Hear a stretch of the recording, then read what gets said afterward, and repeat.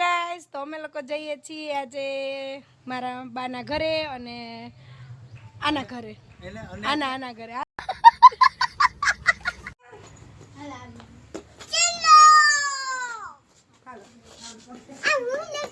જૈન દોસ્તો તો ફાઇનલી અમે એવા મસ્ત મજાના હરખાતા નીકળી ગયા છે હરખ પદુડા થઈને. હવે ખબર પડે કે હવે રિક્ષા મળે કે ના મળે. રોમ રોમ ભાઈઓ, રિક્ષા સ્ટેશને તો પહોંચી ગયા પણ કોઈ પેસેન્જર દેખાતા નથી. રાહ જોઈએ છે પણ ખબર નહીં અમને ક્યારે રિક્ષા મળે, કેમ કે અહીંયા તો રિક્ષા મળવી બહુ મુશ્કેલ છે.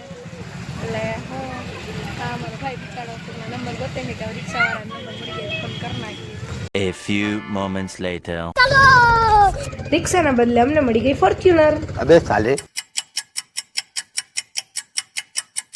તો આ છે અમારું ગામડું અને જો અમે ગામડે પહોંચી ગયા અને આ મારી સ્કૂલ કે જ્યાં હું ભણીને અત્યારે જોઉં તમારા સામે જ છું. વ્લોગ બનાવું છું. આવીને અમે કરી લીધા બપોરા. આ પાણી જ જો આવ્યું હમણાં જાણે ગામ ડૂબી જાય. પછી જો આ મામા ભાણે ચકલાને બોલાવે છે ચણું નાખવા માટે. હવે હું ખબર ક્યારે આવે ચકલા. અને બધાય પછી અમારી ચિલ્લર પાર્ટી ગેંગ આવી ગઈ ચકલાઓને ખવડાવવા, પણ ખબર નહીં ક્યાં કે ચકલું દેખાતું તો નથી. અને આ બધા ચાલુ થઈ ગયા છે ને આ અમારી એક લપુબેન. ઓલા રસ્તે તો છે ને ઘણું બધું પાણી આવી ગયું હતું, એટલે અમે પછી અમારા જંગલના શોર્ટકટ અપનાવ્યો કે ત્યાંથી અમે લોકો નીકળી શકીએ. અને પછી અમે જઈએ છીએ દડવા રાંદલમાના મંદિરે. તો અમે લોકો ઘેટા બકરાની જેમ ભરાઈ ગયા છે, તમે જોઈ શકો છો. એ તો અમારું મન જાણે છે અમે કેવી રીતે બેઠા છીએ.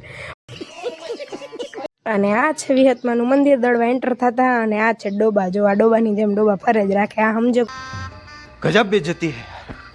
તો ફાઇનલી અમે પહોંચી ગયા રાંદલમાના મંદિરે. અને જો મંદિર કેવું લાગ્યું તો કોમેન્ટમાં જઈ રાંદલમાં લખી દેજો. અને પછી હું ને મારા હસબન્ડ અમે બસ રાંદલમાના દર્શન કરવા નીકળી ગયા છે ને ત્યારબાદ અહીંયા વિડીયો બનાવવાની મનાઈ હતી, પણ થોડોક એવો વિડીયો લીધો છે. ભગવાન આ રાંદલમાં બધાને સદબુદ્ધિ દેજો. અને આ કંઈક અલગ હતું, વડલો અને પીપળો ને ખબર નહીં. અને અમારા ચંબુટિયા જો મહાદેવના મસ્ત દર્શન કર્યા. ત્યારબાદ અમે 5 મિનિટનો બ્રેક લઈને અમે લોકો બધા મસાલા બસાલા જેને ખાવાના હતા એ ખાઈ લઈએ. અને પછી થઈ ગયો સનસેટ. અમે નીકળી ગયા ઘરે જવા માટે. અમારા મામાએ મસ્ત મજાની ગાડી રિવર્સમાં લેવડાવી અને પછી તો અમે મસ્ત મજાની લચ્છી અને ફ્રૂટ સલાડ પીવા નીકળી ગયા. અને મારા મિની વ્લોગને લાઇક, શેર અને સબસ્ક્રાઈબ કરવાનું ના ભૂલતા. Thank you.